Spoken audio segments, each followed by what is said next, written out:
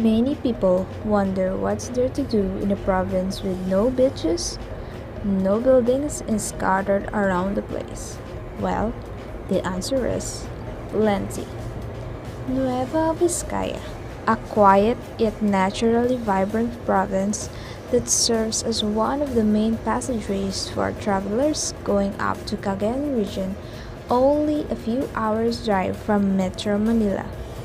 Nueva Vizcaya is known for the rich agricultural land. Pero bukod dyan, meron din ang People's Museum and Library kung saan nafe-feature ang different indigenous art.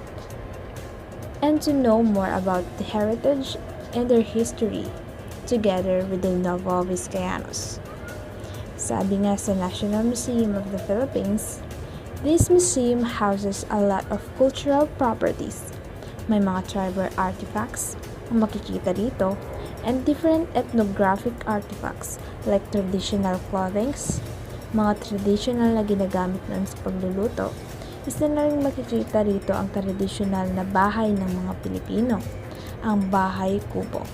And here in Nueva Vizcaya, we call it as bale.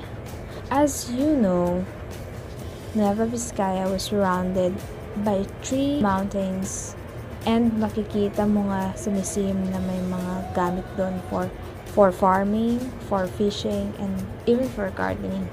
Meron din dito ang tinatawag naming silyasi or the gadang stone stove na ginagamit ng mga gadang dati for cooking, and up until now we use it in a bigger celebrations. Makikita rin yung mga clothings ng mga indigenous cultural communities, and up to now they're still around and nakikilabulod sila sa amin.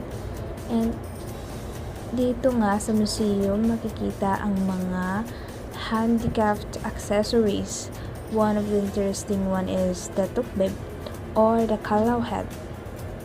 The peak of a kalaw, and it is known to be the status symbol of the IP Bukalots, and they wear that if nakapuk sila ng ulo ng tao.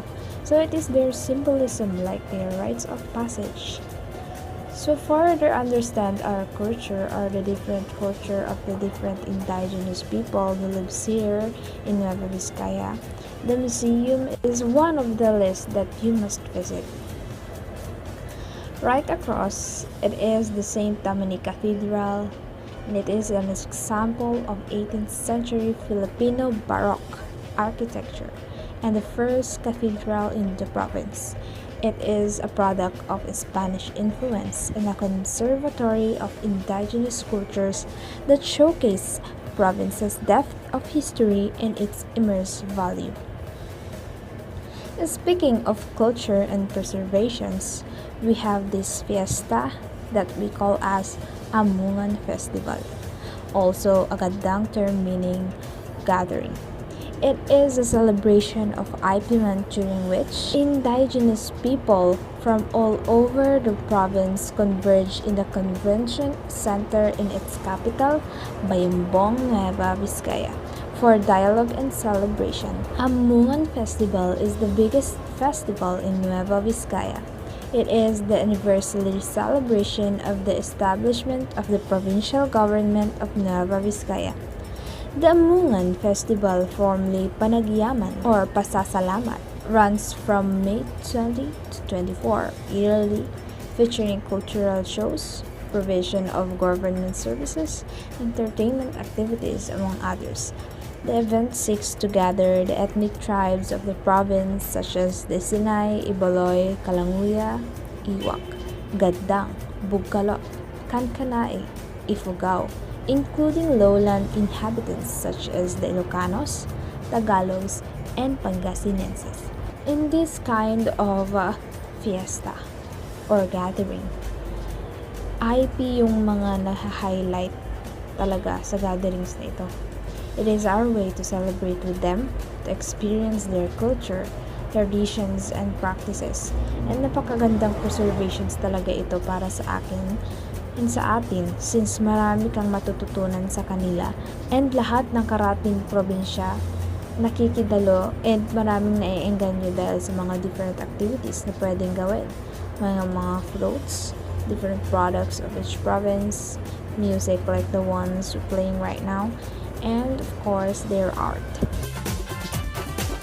In the land of Solano, meron din kaming pinagmamalaking Grand Canyon, and it is a World War II Imperial Japanese Army Type 88 and 75 millimeters mobile anti-aircraft artillery gun weapon designed in 1925 to 1926. Actually, meron din sa bayan ng Santa Fe, and this is the real weapon used in Japanese era.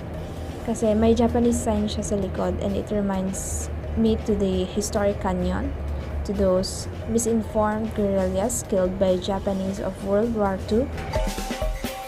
This landlocked province charms visitors with its beauty and abundance of greenery, and it wants you to know that it has a lot to offer when it comes to music, tradition, culture, and even in arts.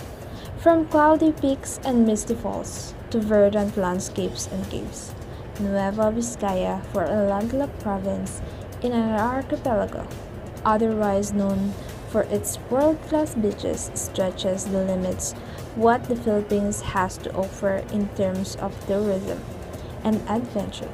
It is a community that appreciates culture, nature, and tradition, and we Vizcayanos take pride in celebrating our roots and indigenous people, as well as preserving the abundant earth on which it stands.